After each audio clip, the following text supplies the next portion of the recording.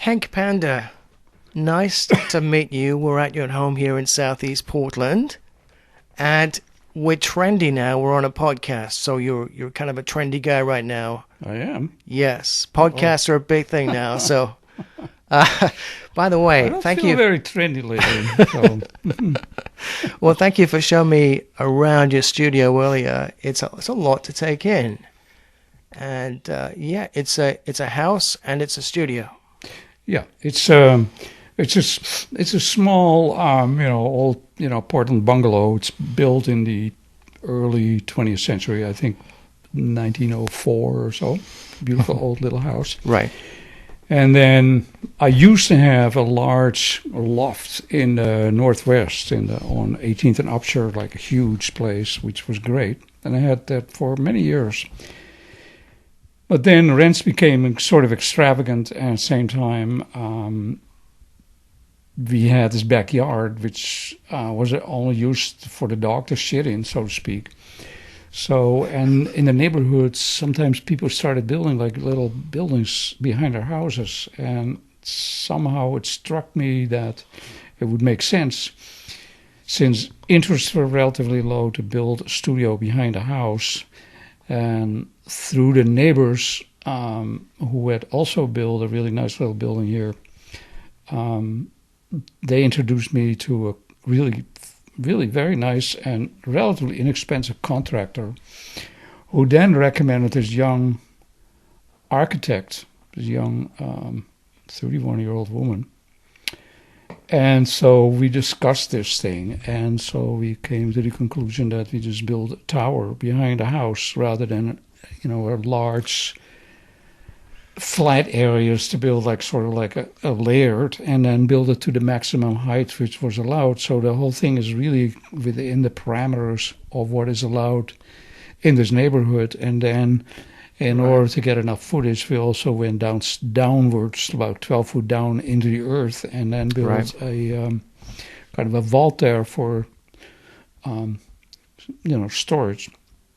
The problem was when they built it, it was like built in 2004.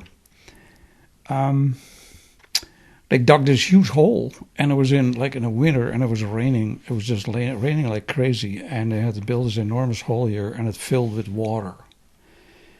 And the purpose of this basement basically was to store paintings, and the basements are notoriously dangerous for painting storage. And then as I dug it out here, they discovered there was a well. Even water would bubble up right out of the ground. So Yeah, it's a big problem in Northwest. yeah. So, so anyway, we had a geoengineer come out, and we found a kind of a solution. They built a kind of a drainage pattern, and added, the drain towards the sewage. Now it cost a lot of extra money, and they put in a sump pump. And so you have to have a sump pump. Yeah, it's a sump pump. Oh my goodness, you do have a water problem. However, about a year ago, some young woman came by, and I had hundreds of big paintings in there, like years worth of work.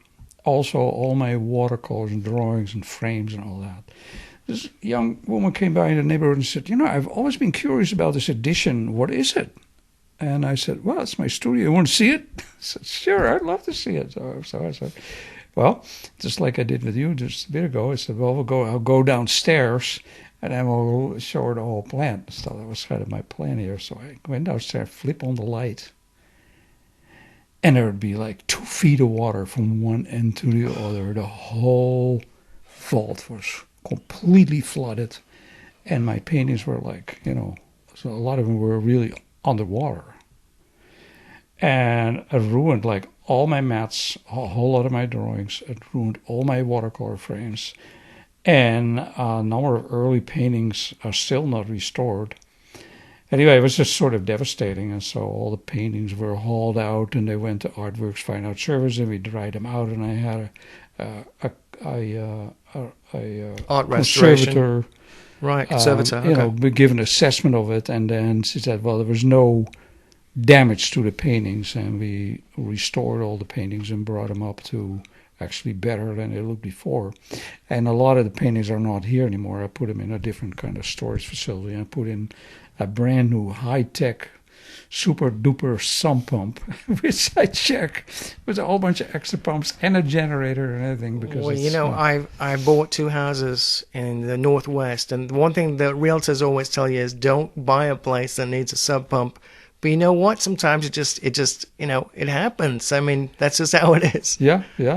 And It's a you real know, and you have problem. these blackouts, and then I didn't have no power, so I have a generator outside, which I can and a power line going to the downstairs. So in case it be, I can turn on the generator and still have power down there. So